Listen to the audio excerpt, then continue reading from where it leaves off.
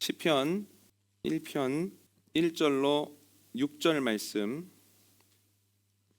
한 절씩 교독하고 마지막 절은 함께 읽겠습니다. 제가 먼저 읽겠습니다. 복 있는 사람은 악인들의 꾀를 따르지 아니하며 죄인들의 길에 서지 아니하며 오만한 자들의 자리에 앉지 아니하고 오직 여호와의 율법을 즐거워하여 그의 율법을 주야로 묵상하는도다.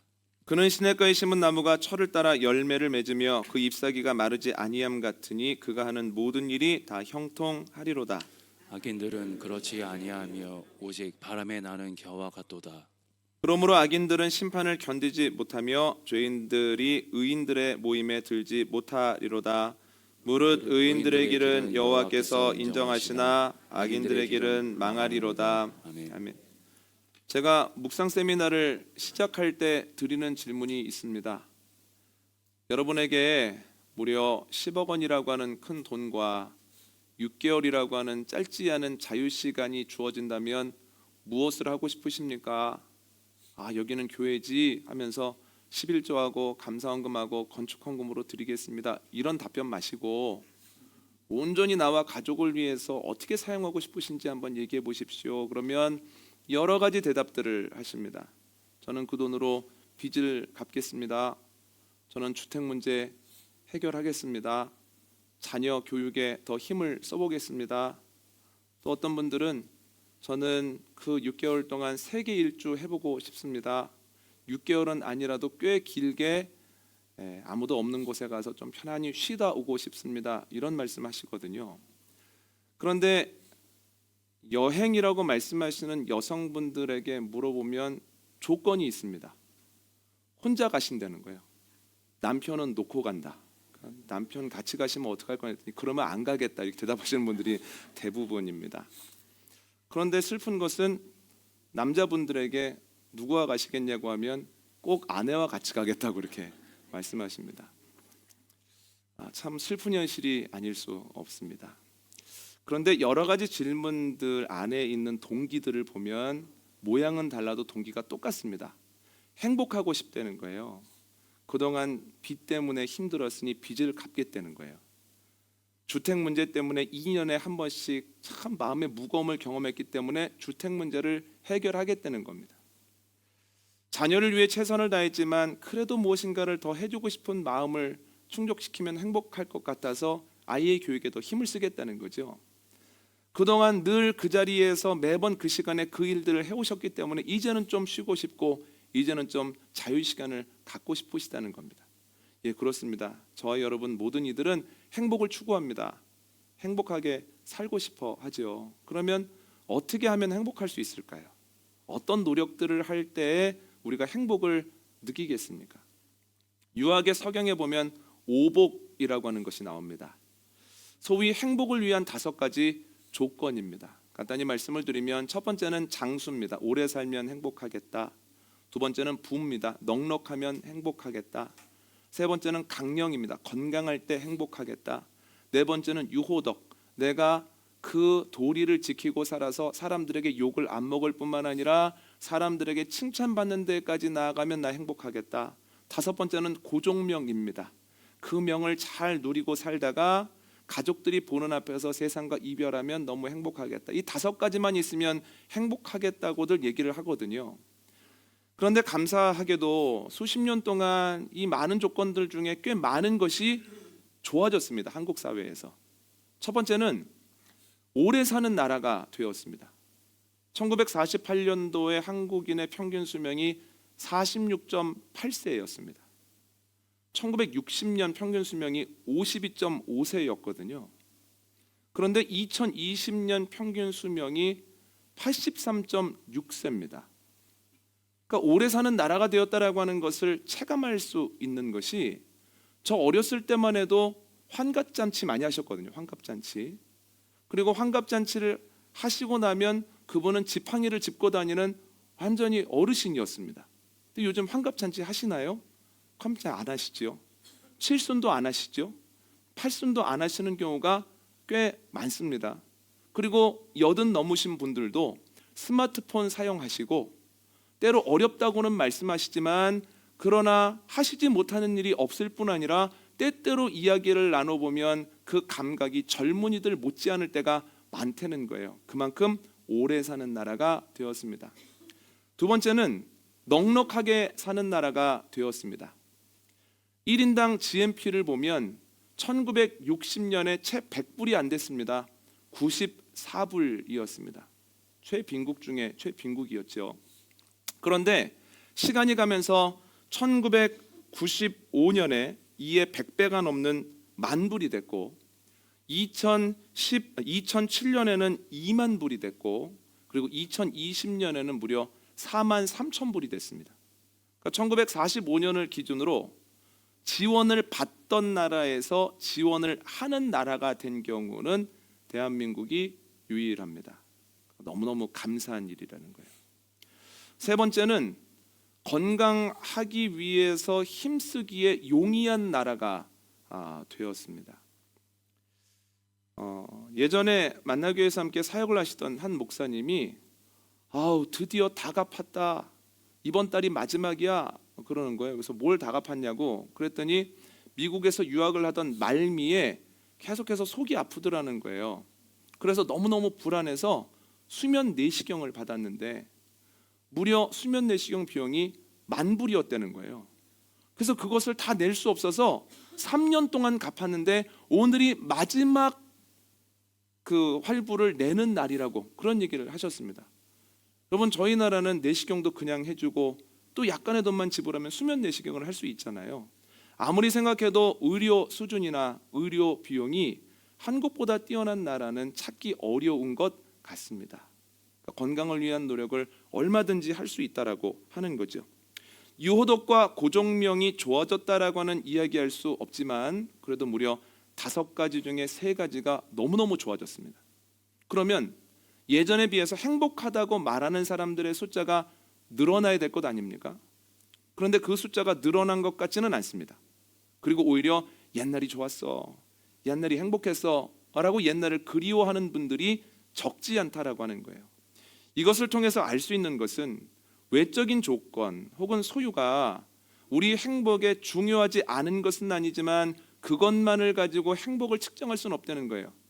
무엇이 없기 때문에 불행하고 무엇이 있기 때문에 행복하다고 말할 수 없다는 거예요. 어떤 상황이면 행복하고 어떤 상황이 아니면 불행하다고도 말할 수 없다라고 하는 거죠. 아무리 많은 것을 가지고 있어도 남들이 보기에 평안해 보여도 행복하지 않다고 느끼는 이들 적지 않다는 거예요. 지금 우리의 삶이 그렇습니다. 근데 왜 그럴까요? 창세기 3장 12절 한번 읽어볼까요? 함께 읽습니다. 시작. 아담이 이르되 하나님이 주셔서 나와 함께 있게 하신 여자 그가 그 나무 열매를 내게 주므로 내가 먹었나이다. 아멘. 아담과 하가 선악과를 먹습니다. 죄를 짓고 나니 두려워서 동산나무 사이에 숨거든요. 하나님이 그들을 찾아오셔서 책망하십니다. 내가 먹지 말라고 한 열매를 내가 먹었느냐? 그랬더니 대뜸 아담이 뭐라고 대답을 하냐면 하나님이 나에게 주신 그 여자가 자꾸 먹으라고 권하였기에 내가 선악과를 먹을 수밖에는 없었습니다. 이렇게 이야기를 합니다. 여러분 아담의 말을 들으면서 하게 되는 생각은 참 못났다라는 거예요. 하나님께서 그 열매를 먹었느냐라고 했을 때 예, 제가 먹었습니다. 뭐 드릴 말씀이 없습니다. 제가 책임을 지겠습니다. 네 아내도 먹었던데 하와는 안 먹겠다고 했는데 제가 먹고 나서 보니 너무 좋아서 제가 먹자고 자꾸 꼬드겼습니다. 그러니까 아내에게는 죄를 묻지 마시고 그냥 제가 우리 집 죄는 다 지고 갑니다. 이러면 잘못은 했을 망정 굉장히 멋있지 않습니까? 아니 그런데 이 모습을 보면 너무 치졸하다는 거예요. 하나님 저는 안 먹으려고 그랬는데 자꾸 아내가 먹으라 그래서 어쩔 수 없이 먹었습니다. 저는 억울합니다. 근데 생각해 보니까 그 아내는 하나님이 주셨네요 하면서 계속 뒤로 물른다라고 하는 거죠. 참 못났습니다. 그런데 생각을 해보면 그가 어떤 사건을 기점으로 하는 말들이 바뀌어버렸다는 거예요. 한번 볼까요? 창세기 2장 22절과 23절 읽겠습니다. 시작. 여호와 하나님이 아담에게서 취하신 그 갈빗대로 여자를 만드시고 그를 아담에게로 이끌어오시니 아담이 이르되 이는 내 뼈 중에 뼈요 살 중에 살이라 이것을 남자에게서 취하였은즉 여자라 부르리라 하니라. 아멘. 하나님이 여자를 이끌어 아담에게로 오시죠. 그 모습을 보고 아담이 뭐라고 합니까? 이는 내 뼈 중에 뼈요 살 중에 살이라는 거예요. 만족한다는 거예요. 행복하다는 거예요. 다른 점들이 숱하게 보이지만 나와 똑같은 것도 아니고 내 기대치를 하회하는 것도 있지만 그래도 너무 좋다라고 하는 거죠. 그러니까 이전에는 그 마음속에 감사가 있고 만족이 있고 즐거움이 있었습니다. 그런데 창세기 3장에서 죄를 짓고 난 이후에 그의 입술이 바뀌더라는 거예요. 만족감이 없고 불평이 있고 원망이 있더라고 하는 거예요. 그래서 죄를 짓기 이전과 죄를 지은 이후의 사람은 완전히 다른 존재다라고 하는 거지요. 여러분, 물병이 깨져 있다고 생각을 해보십시오. 미세하게 금이가 있습니다. 거기에 물을 가득 담아 놓습니다. 그럼 처음에는 유지되는 것 같다가 그 틈으로 슬슬슬슬 물이 빠져나간다라고 하는 거예요. 깨어져 있는 물병의 특징입니다. 계속해서 채워져 있을 수 없다. 여러분, 창세기 3장은 분명히 얘기를 합니다. 모든 사람이 깨졌다는 거예요. 멀쩡해 보이지만 어딘가 깨졌다는 거예요. 죄로 인해서 깨져 있기 때문에 그 안에 담겨 있는 것들이 시간이 가면서 자신도 모르는 사이에 슬슬슬슬 빠져나간다는 거예요. 처음에는 어떤 것에 만족을 합니다. 그런데 시간이 가면 그 만족이 사라져 버립니다. 예를 들어서 내가 어떤 것을 가지게 되었을 때 처음에 소유 때문에 감사하거든요. 그런데 나중에는 그 소유했다는 것이 전혀 기쁘지 않습니다. 더 큰 것, 더 좋아 보이는 것을 가져야만 그 행복이 잠깐이라도 또 채워진다라고 하는 거예요. 어떤 자리에 가려고 노력하지 않습니까? 그런데 그 자리에 가면 잠깐 좋을 뿐 그 자리에 있는 순간 그 자리에서 처리해야 되는 문제 때문에 골머리를 썩는 것이 우리 인간의 현실이라고 하는 거예요. 사람도 똑같습니다. 처음 만나면 좋을 때가 많습니다. 만족함을 느끼게 됩니다. 하나님께서 주셨기 때문에 꼭 맞는다라고 생각을 하지만, 나에게 과분한 상대라고 생각을 하지만 시간이 가면서 그 깨어진 틈으로 만족감이 사라지게 되어지는 가운데 불만족스러운 것이 보이고 나도 모르는 사이에 불평하게 된다라고 하는 거예요. 교회도 마찬가지입니다. 교회를 처음 오게 되면 교회에 대해서 만족스러운 것을 먼저 보게 됩니다만, 그러나 시간이 가면서 자꾸만 아쉬운 것들을 보게 되어 있다라고 하는 거예요. 여러분, 모든 사람은 깨어졌습니다. 깨어진 존재를 만족시킬 수 있는 사건, 사물, 사람, 교회, 가정은 없다는 거예요. 여러분, 이것이 기본입니다. 저희가 가정의 달을 맞이해서 성경 안에서 가정과 관련된 것들의 기본 전제를 살펴보고 있지 않습니까? 첫째 주 뭐였습니까? 우리의 만남은 우연이 아니라는 거예요. 하나님이 계획을 가지고 우리 가정을 이루셨다는 거예요. 주님께서는 가정을 통해서 우리를 성장시키시고 우리를 지켜나가신다는 거예요. 두 번째는 하나님은 나와 다른 사람을 배우자로 주셨다는 거예요. 그래서 배우자로 인하여 때로는 힘들 때가 있으나 그래야만 서로 돕는 배필이 됩니다. 그래야만 좋은 이름을 붙일 수 있도록 도울 수 있죠. 세 번째는 지난주에 나눴는데요, 자녀는 내 것이 아니라는 겁니다. 그래서 내 마음대로 안 됩니다. 내 마음대로 안 되지만 그래도 최선을 다해야 하는 이유는 우리에게 소유권이 아니라 관리권을 주신 주님과 그날에 자녀에게 어떻게 했느냐를 가지고 셈을 해야 된다는 거예요. 그날에 주님이 무엇을 물어보십니까? 얼마나 남겼느냐, 이걸 물어보시는 것이 아니라 얼마나 애썼느냐를 물어보신다는 거예요. 그러면 얼마나 애썼느냐를 물어보는 주님 앞에서 떳떳하기 위해서는 자녀가 5달란트 아니라고 해서 낙심할 필요 없고, 2달란트에 미치지 못한다고 해서 조급하게 생각할 것 없고, 1달란트나 그 밑에 일지라도 그 주신 것을 가지고 열심히 몸부림치면 주님께서는 기뻐하시고 또 주님의 소유이기 때문에 주님이 그 자녀까지 멋있게 책임지신다라고 하는 거죠. 여러분, 오늘의 주제는 행복한 가정을 위하여입니다. 여러분, 행복한 가정을 위한 전제는 분명합니다. 모든 사람들은 깨어져 있습니다. 그 사람들이 모여서 가정을 이루고 있습니다. 그래서 깨어진 사람들이 가정 안에서 아무리 노력을 해도 완전한 만족은 주고받을 수 없다는 거예요. 아무리 주고 싶어도 줄 수가 없다는 거예요. 줬다고 생각하지만 그 만족이 시간이 가면서 또 사라지게 되어 있다는 거예요. 그러면 행복한 가정을 위해서 무엇을 해야 되는가? 우리의 노력도 필요하지만 하나님의 도우심이 전적으로 필요하다는 거죠. 오늘 보면 1절과 2절 한번 읽어볼까요? 함께 읽습니다. 시작.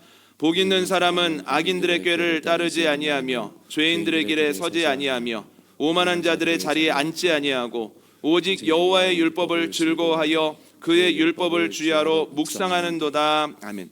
복 있는 사람은 이라는 말의 원어는 아시레이 하위시라는 단어인데요, 뜻을 찾아보면 이러한 사람들에게 만족이 있다, 이러한 사람들에게 행복이 있다라는 뜻입니다. 그러면 누구에게 만족과 행복이 있습니까? 악한 길을 걸어가지 않기 위해서 힘쓸 뿐만 아니라 주야로 말씀을 묵상하는 사람, 주야로 말씀을 양식으로 삼는 사람들에게 만족감과 행복이 있다는 거예요. 하나님의 말씀의 도움을 받아야 우리는 만족할 수 있는 존재고, 하나님의 말씀이 채워져야만 우리 안에 행복이 느껴질 수 있는 존재다라고 하는 거예요. 말씀 없이는 채워지지 않습니다.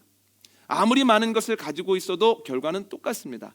아모스 선지자가 이에 대한 얘기를 하거든요. 한번 읽어볼까요? 아모스 8장 11절입니다. 시작. 주 여호와의 말씀이니라. 보라, 날이 이를지라 내가 기근을 땅에 보내리니 양식이 없어 주림이 아니요 물이 없어 가람이 아니요 여호와의 말씀을 듣지 못한 기갈이라. 아멘. 아모스가 선지자로 활동할 때 북이스라엘의 왕은 여로보암 2세였습니다. 학자들에 따르면 여로보암 2세만큼 북이스라엘 왕들 중에 길게 즉위한 사람이 없습니다. 그러니까 정치적으로 안정되어 있었다는 뜻이에요. 외적으로도 평안했습니다. 외적으로 문제를 일으킬 수 있는 여러 제국들과 나라들이 자중질환에 빠져서 북이스라엘을 가만히 놔뒀습니다. 외적으로 편안하죠. 그것을 바탕으로 열심히 일하는 가운데에서 내적으로는 풍요가 있었습니다. 정치적으로 안정되어 있고 외적인 걱정이 없고 내적으로는 풍요롭죠. 그런데 놀라운 것이 뭐냐면 이러한 좋은 시대에서 살아가면서도, 학자들이 소위 황금시대, 은빛시대라고 살아가는 시대를 살아가면서도 행복하다고 말하는 사람들의 숫자가 현저히 적었다는 거예요. 그러니까 아모스가 뭐라고 그들에게 얘기를 하냐면, 너희가 양식이 많고 물이 많아도 줄이고 목마른 것은 하나님의 말씀이 없기 때문이다. 하나님의 말씀이 너희에게 없으면 계속해서 줄일 것이고 계속해서 목마를 것이다 라고 사람들에게 선언한다는 거예요. 아무리 많은 것을 가지고 있어도 하나님께서 나에게 주기를 원하시는 그것을 받아들이지 않으면 우리 심령은 늘 목마르고 늘 배고플 수밖에 없다는 거예요. 내가 왜 이러지? 나에게 부족한 것이 없는데 왜 이렇게 안 행복하지? 내 상황이 괜찮은 것 같은데, 예전보다 좋아진 것 같은데 왜 이렇게 어렵지? 끊임없는 고민을 할 수밖에 없다라고 하는 거죠. 반대 경우도 있습니다. 어려움 속에서도 주님을 바라보면 그 평안과 만족이 넘치는 경우도 있습니다. 하박국 3장 17절 18절 읽어볼까요? 함께 있습니다. 시작. 비록 무화과 나무가 무성하지 못하며 포도나무에 열매가 없으며 감람나무에 수출이 없으며 밭에 먹을 것이 없으며 우리의 양이 없으며 외양간에 소가 없을지라도 나는 여호와로 말미암아 즐거워하며 나의 구원의 하나님으로 말미암아 기뻐하리로다. 아멘. 학자들은 하박국 선지자가 남유다에서 선지자로 활동할 때 그 나라의 상황이 꽤나 어려웠다라고 얘기합니다. 좋아질 기미는 보이지 않고 계속해서 어려워진다라고 하는 것에 모두가 동의할 때거든요. 그럼에도 불구하고 그가 뭐라고 고백을 합니까? 나는 하나님으로 인하여 즐거워한다. 나는 구원의 하나님으로 인하여 기뻐한다. 내 영에 평안함이 있다. 여러분, 아무것도 없는 것 같아도 하나님의 말씀이 우리에게 있으면 우리에게 평안이 있고 우리에게 즐거움이 있는 줄 믿습니다. 그러면 우리가 무엇을 구해야 되겠습니까? 하나님의 말씀이 내 안에 가득하기를 기도해야 되고 그것을 위해 노력해야 된다라고 하는 거예요. 여러분, 주님의 말씀으로 인하여 풍성한 삶을 살아가고 주님의 말씀으로 인하여 만족한 생활을 하게 되어지는 은혜가 저와 여러분에게 있기를 원합니다. 제가 4월 달에 요청을 받고 가정에 대한 설교를 했습니다. 언 교회에 가서 이제 배우자에 대한 말씀을 나눈 날이었는데 교회 담임 목사님과 사모님이 오늘은 좀 얘기를 좀 하자는 거예요. 말씀을 들으면서 여러 가지 생각을 하셨다는 거예요. 그래서 뭐라고 말씀하시냐면, 좋은 이름을 붙이는 것을 도와야 하는 것이 배우자의 역할이다. 이 얘기를 듣는 순간 내가 살면서 어떤 이름들을 붙여왔나, 혹은 내가 이제 은퇴가 몇 년 남지 않았는데 그동안 목회를 하는 과정 가운데에서 만난 일들과 사람들의 어떤 이름을 붙여왔나를 계속 생각했다는 거예요. 그랬더니 여러 가지가 지나가더라는 거예요. 나는 남편이 어떤 이름을 좋은 이름 붙일 수 있도록 도왔나? 그랬을 때가 있고 그러지 못했을 때가 있네. 그런 반성도 되더라는 거예요. 그런데 그분들이 붙이셨던 이름을 듣는데 제가 많이 놀랐습니다. 야, 굉장히 고된 경험들을 많이 하셨구나. 그런데 그렇게 고된 경험을 하시는데 그렇게 좋은 이름을 붙일 수도 있는 거구나.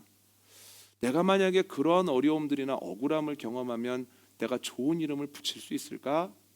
참 대단한 분들이다 라는 생각을 했습니다.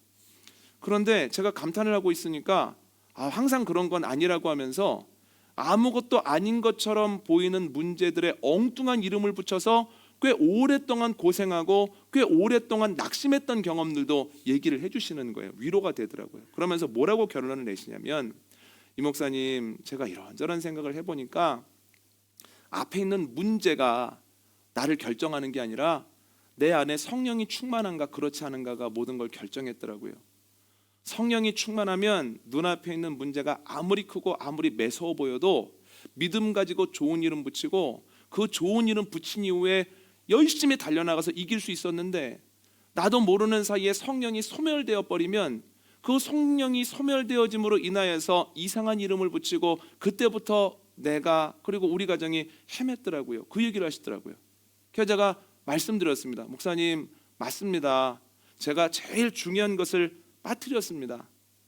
우리가 좋은 이름 붙여야 된다는 것을 알고 그렇게 하기 위해 노력해도 성령의 충만함이 없으면, 성령의 도우심이 없으면 절대로 좋은 이름 못 붙이는 것 같습니다. 여러분, 성령에 충만할 때만 좋은 이름 붙일 수 있다고 하는 것을 기억하시기 바랍니다. 여러분, 성령이 충만하면 똑같은 것을 보고도 좋은 이름 붙입니다. 12명이 정탐을 하고 왔는데 10명은 나쁜 이름 붙입니다. 2명은 좋은 이름 붙이죠. 10명은 가나안 땅은 사람 삼키는 땅입니다. 그들에 비하면 우리는 메뚜기입니다 라고 얘기하지만, 여호수아와 갈렙은 주님이 우리와 함께 하시니 그들은 우리의 밥입니다. 당장 가서 취합시다. 이런 이름을 붙이죠. 이 차이가 어디에서 납니까? 성령의 충만함에서 난다는 거예요. 여러분 기억나십니까? 새벽에 나누었던 것처럼 모세의 뒤를 이어 여호수아가 그 다음에 지도자가 되는데, 하나님 뭐라고 말씀하십니까? 여호수아는 그 안에 내 영이 있는 자다, 이런 말씀하시잖아요. 그 안에 성령님이 계셨다는 거예요. 그 안에 성령님이 계셨기 때문에 똑같은 시기에 똑같이 강력한 것을 봤음에도 불구하고 큰일 났다라는 이름을 붙이지 않고 주님이 함께 하시면 이깁니다, 당장 올라갑시다라는 이름을 붙일 수 있었다는 거예요. 여러분, 성령의 충만함을 받아 내 앞에 있는 사건과 사물과 사람에게 좋은 이름을 붙이는 저와 여러분 되시기를 원합니다. 그런데 여러분, 이름뿐만이 아닙니다. 성령에 충만하면 다른 사람의 눈에는 보이지 않는데 내 눈에는 보이는 것, 이게 뭡니까? 달란트죠. 그 달란트를 가지고 배우자를 돕습니다. 안 보이나 보다, 내가 해야지, 내가 먼저 준비해야지. 그런데 성령의 충만함이 없으면 내 눈에 보이는 것을 가지고 그 사람을 공격합니다. 이거 안 보여? 이거 해야 되지 않겠어? 내가 더 참아줘야 돼? 하는 마음을 가지고 아프게 한다는 거예요. 똑같이 달란트가 주어졌는데 성령이 충만한가, 성령이 소멸되었는가에 따라서 그 달란트의 사용법이 완전히 달라질 수밖에는 없다라고 하는 거예요. 안타까운 경우는 성령이 충만하여서 돕습니다. 돕다가 어느 순간에 성령이 소멸되어 버리는 경우에 잘 돕다가 불평합니다. 이거 맨날 나만 하네. 언제까지 내가 도와줘야 돼? 내가 계속 도와주니까 호의가 권리인 줄 아나 보지? 하면서 막 마음에 불평이 생긴다는 거예요. 그래서 달란트를 잘 사용하기 위해서도 무엇이 필요합니까? 성령님이 필요하다는 거예요. 성령님이 우리 안에 계시면 우리 가정에 여러 가지 문제가 있고 또한 만만치 않은 문제들이 계속해서 우리를 기다리고 있다고 해도 그 희망의 끈을 놓지 않습니다. 그래, 주님께서 우리 가정 이루셨지, 주님께서 이 사건을 통하여 우리 가정 모두 성장시키시지, 결국 이기게 하시겠지, 성령의 충만함을 통하여 넘어서거든요. 그런데 성령이 소멸되어 있으면, 혹은 성령을 알지 못하면 가정 안에서 일어나는 일들은 매번 힘겹습니다. 그만해버리고 싶습니다. 어떤 계기만 있으면 이제 그만하면 좋겠다는 생각이 계속해서 밀려옵니다. 가정은 똑같지만 내가 지금 성령에 충만한 상태냐, 성령이 소멸되어 있는 상태냐에 따라서 가정에 대해서 품는 마음이 달라질 수밖에는 없다라고 하는 거예요. 자녀에 대한 것도 마찬가지입니다. 성령이 충만하면 자녀가 한 달란트밖에 안 될지라도 자녀를 위해서 힘쓰는 가운데 주님의 소유잖아요. 주님이 책임지셔야 합니다 하고 기도하며 나아갈 수 있는 반면에 성령이 소멸되어지는 순간 자녀를 보면 힘듭니다. 5달란트를 가지고도 살기 힘든 게 이 세상인데 5달란트도 아니고 2달란트에도 미치지 못하고 이거 계속해서 1달란트니 어떻게 하나 하면서 걱정이 되고 근심이 되고 그 마음이 힘들다라고 하는 거예요. 그러면 우리가 구해야 되는 것이 무엇입니까? 성령이라는 거예요. 오늘은 성령 강림절입니다. 여러분 성경을 보십시오. 성령님은 사람을 변화시키십니다. 성령을 받기 전에 베드로와 성령을 받은 이후의 베드로는 다른 사람이라는 거예요. 성령은 공동체를 변화시킵니다. 성령을 받기 이전의 제자들의 모임과 성령을 받은 이후의 제자들의 모임은 완전히 다른 모습이라는 거예요. 성령을 받기 전에는 누가 더 높으냐, 누가 더 중심으로 갈 것이냐를 가지고 싸웠죠. 그런데 성령이 충만하여졌을 때 우리가 주님을 위해서 고난까지도 받을 수 있게 되었구나, 오로지 주님을 생각하는 가운데 나간다는 거예요. 여러분 성령이 충만하면 우리의 가정에도 또한 우리 가족들에게도 변화가 있게 되어질 줄 믿습니다. 우리의 힘으로 되어지지 않는 것들 주님의 능력으로 행하실 것을 믿으며 주님 성령 충만함이 필요합니다. 제가 방법도 잘 모르고 힘이 연약할 때도 있으나 제자들도 그러지 않았습니까? 제자들도 성령이 뭔지 모르고 성령을 어떻게 구해야 되는지도 모르지만 그 성령이 필요하다고 기도했을 때 주님이 놀라운 성령을 허락해 주시지 않았습니까? 기도하며 나아갈 때 여러분들의 가정에 성령으로 인한 놀라운 변화가 일어나기를 원합니다. 그런데 성령이 충만했을 때 나타나는 보편적인 복이 있는데 두 가지입니다. 첫 번째는 뭐냐면 철을 따라 열매를 맺는다라고 하는 겁니다. 오늘 본문 3절 앞부분 한번 읽어볼까요? 함께 읽습니다. 시작. 그는 시냇가에 심은 나무가 철을 따라 열매를 맺으며. 아멘. 성경이 뭐라고 약속합니까? 말씀을 묵상하는 사람들은 철을 따라 열매를 맺는다라고 하는 거예요. 그런데 여러분 상황이 좋고 조건이 괜찮다고 해서 다 열매를 맺을 수 있는가? 그렇지 않습니다. 마태복음 21장을 보면 예수님께서 시장함을 느끼시고 잎사귀가 무성한 무화과 나무에게로 가시거든요. 그런데 가보니 열매가 있습니까 없습니까? 열매가 없다는 거예요. 무화과 나무는 특성상 그 이파리가 사람의 손처럼 생겼고 이파리가 시작되어지는 부분과 가지가 만나는 부분에 열매가 하나씩 열립니다. 그러므로 무화과 나무는 잎사귀의 숫자를 보면 대략 그 열매의 개수를 알 수 있거든요. 그러니까 당연히 잎사귀가 많은 것을 보시고 가는 것 당연합니다. 그런데 그 좋은 상황 속에서 그 무화과 나무는 열매를 맺어내지는 못하고 잎사귀만 무성하더라는 거예요. 그래서 주님께서 책망하시죠. 여러분 좋은 조건이라고 해서 열매를 다 맺어내는 건 아닙니다. 이와 비슷한 내용이 나오는데 오늘 보면 4절 한번 읽어볼까요? 함께 읽습니다. 시작. 악인들은 그렇지 아니하며 오직 바람에 나는 겨와 같도다. 아멘. 여러분 바람에 나는 겨를 묵상하는데 바람에 나는 겨는 참 민감하고 세심하고 부지런합니다. 바람이 불기 시작하면 거기에 편승하기 시작하고 게으름 떨지 아니하고 바람이 확 하고 올라가면 그 기류에 편승하기 위해서 꽤나 노력합니다. 꽤 부지런히 삽니다. 남들이 보기에는 꽤 뭔가 되는 것처럼 보입니다. 그런데 특징이 뭐냐면 그렇게 부지런하고 그렇게 열심히 했음에도 불구하고 열매가 있습니까 없습니까? 열매가 없다는 거예요. 여러분 저는 자녀에 대한 생각을 하고 또한 자녀를 어떻게 키우면 좋을까를 생각할 때 이 4절에 대한 말씀을 보면 굉장히 두렵습니다. 부모로서 자녀를 위해 최선을 다할 겁니다. 그리고 다 하고 있습니다. 상황 안에서. 그런데 그렇게 최선을 다했는데 바람에 나는 겨와 같으면 어떡하지? 뭔가 부지런히 일했고 뭔가 처음에는 되는 것 같았는데 결국 보니까 아무것도 없네. 아무 열매도 열리지 않네. 지금까지 내가 뭘 한 거야? 지금까지 내가 왜 열심을 낸 거야? 하면 얼마나 슬플까?